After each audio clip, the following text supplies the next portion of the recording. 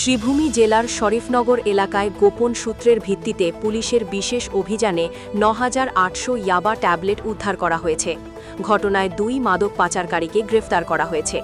গ্রেফতারকৃতরা হলেন আব্দুল হান্নান চৌধুরী ওরফে হান্নান, তার বাড়ি হল শ্রীভূমি জেলার বাড়ি পূর্ব কানিশাইল এলাকায়, এবং মুক্তা হোসেন, তার বাড়ি হল শ্রীভূমি জেলার সেটেলমেন্ট এলাকায়।